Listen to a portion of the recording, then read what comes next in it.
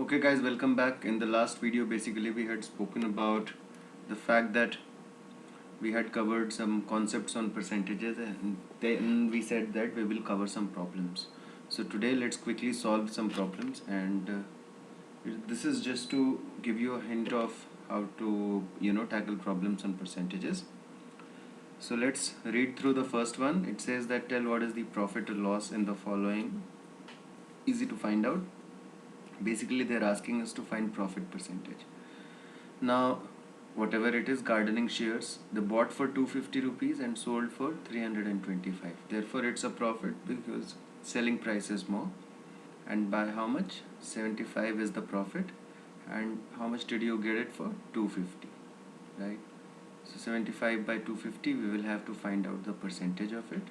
It is a fraction, so we multiply by 100, we find the. I'm doing some quick calculations. I hope you are able to follow them, right? So basically it is 30%, right? Another way of finding out, okay, so we'll cover it, the quick tips and of how to find percentages, etc. I will make another video and cover. Once again it says refrigerator bought for 12,000, sold for 13,500, which means 1,500 is the profit. And what is the cost price? 12,000. So let's find the percentage. These two zeros I lose here, this zero I lose here. So basically it is 12.5%. okay. Skirt bought for 250 and sold for 150. So obviously it's a loss of 100 rupees, and over 250, okay, multiplied by 100 to get the percentage, okay, and then this is 4. So basically a 40% loss. So see, all of them are easy questions, very simple. You have to learn the concept. This we covered. Convert each part of the ratio to percentage. Okay, so 3:1. Okay, and we'll do it without basically doing a lot of calculation. So basically 4 parts, 3 parts, 3 parts of 4 and 1 parts of 4, right? So it is 75%, 25%. If you want to know how, just multiply 100, okay, and 100 here. Or another way of doing is convert it into decimal. So it is 0.75, this will be 0.25, okay, and then whatever is the value of the decimal, remove it, and then put percentage, right? So that will be that. So after basically this you get two digits here after the decimal on the right hand side. So if you have to convert it into a percentage, you multiply by 100. Similarly, how you multiply the fraction, because fraction and decimals are the same thing, right? So you multiply by 100 here, and you also multiply by 100. Because there are two zeros in 100, you shift the decimal by 2 digits. Here it is 0.75, so it becomes 75%, this becomes 25%. Similarly here 2, 3, 5, 10 parts total, right? So this is 2 parts on 10, which is 20%, right? This is simple because this is total 10 parts, so then this is 30% and this is 50%, right? This is 1:4, so 5 parts in total, right? So if it were to be 10 parts in total, one would be 10%, but now it is 1 in 5, so it should now be 20%. This will be 80%. That's the way you should be thinking on percentages, rather than trying to calculate always, especially if you have 5, 10, 20, 25 like this, then you can think like that. This is 5 to 7 and 1, 8, right? 8 parts in total. And for 8, if you know 0.125, 8 times is basically 1. Okay, so every single part of 8, like 1 by 8, is basically 12.5%. I know all of this because I've practiced enough, so you will learn also eventually in time. So 1 to 5, this becomes 12.5%. This becomes 25%. Yeah, and whatever is remaining becomes 5. So I think this will become how much? this will become 62.5%, right? And you can also do like 1 by 8 into 100. You will get the same thing. You will basically get 12.5%, and then so on and so forth. This one, population of a city decreased, okay? So it was 25,000, decreased to 24,500. So what is the decrease? 500, but it decreased on 25,000. So let's find the percentage. Okay, right. So let's get rid of all the zeros, and then we are left with 50 by 25, which basically is 2%. So 2% is the answer. Arun bought a car for 3.5 lakhs, and the next year, so basically there is it the price now is 3,70,000. It was bought for 3,50,000. So there is an increase of 20,000 divided by 3,50,000. In order to find the percentage, what we will do, we will get rid of this. Ultimately, we are left with 100 by 35. So let's divide by 5. It will be 40, and it will be 7. And then you find out the percentage to the division, but it should be 5.7 something percent, right? I bought a TV for 10,000. Now this is easy because it is a multiple of 100. So I got a TV for 10,000, sold it at a profit of 20%, 2,000, right? Do you need to calculate? If you need to calculate, then you really need to think, and think that why it is 2,000 rupees. If it was 100, what is 20% of 100? It is 20, right? So this is 100 into 100. So what should be the 20% of that? 20 into 100, right? Which is 2,000. So think in this manner. Juhi sells a washing machine for 13,500 and she loses 20% in the bargain. So basically, okay, it's a reverse question. It says that if I sell something for 13,500, I make a loss of 20%, but 20% is not of 13,500. I must have bought it for something on which I would have lost 20%. So I will use simple equation here. Yeah. What I will do is that I will say that let's assume we bought it for X rupees. Okay. And if I were to lose 20% of it, my loss would be 0.2 into X, right? So basically my selling cost would be X minus 0.2 because I'm making a loss, right? Which would be equal to 0.8X, which is nothing but 8 by 10 into X, and that is equal to 13,500, right?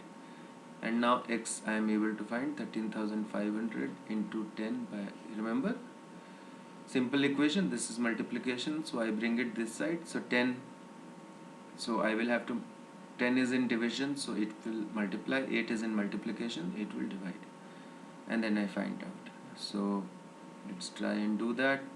8 ones are 8, this is 55, 8 6 is 48, this is 70, so 8 8 is 64, right? And then 60, so 8 5s are, no sorry, 60, so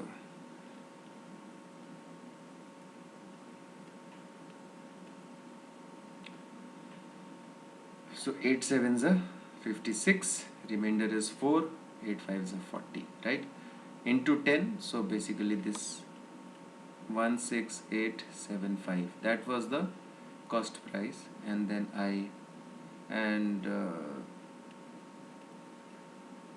so just think, how can you check whether your answer is right or not?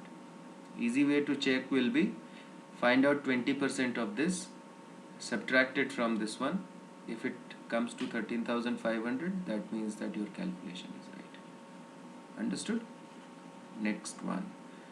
Okay, fairly simple. All of these questions are simple. You don't need to learn any formula for all of it, right? Chalk contains calcium, carbon and oxygen in the ratio of 10:3. So how many parts in total? In total there are 25 parts. If there are 25 parts, each part is equal to 4%. Yeah, because total there is 100%, and then there are 25 parts. So 25 divides 100 completely. So one part is equal to 4%.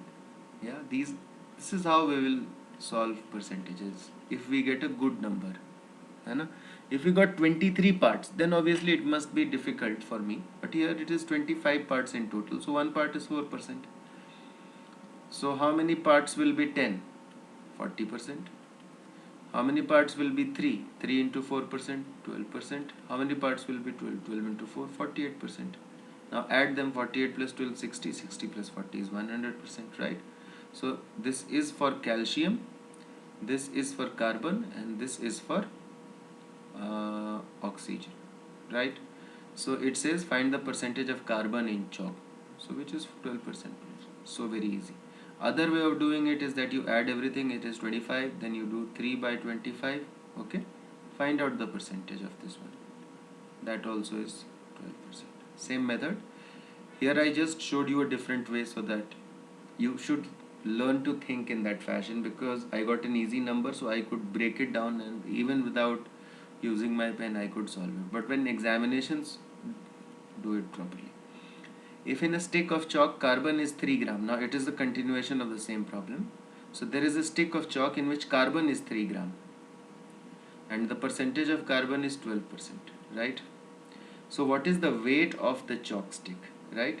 So now you see 12% of the total, assuming that the weight of calcium, carbon and oxygen is going to be equal, okay? That is the assumption. So now I am saying is that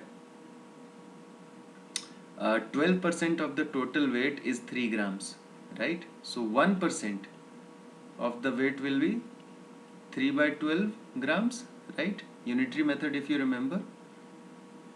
So which basically is, so 1% of the weight will be how much? 1 by 4 gram, because this is 3 by 12, simplest fraction.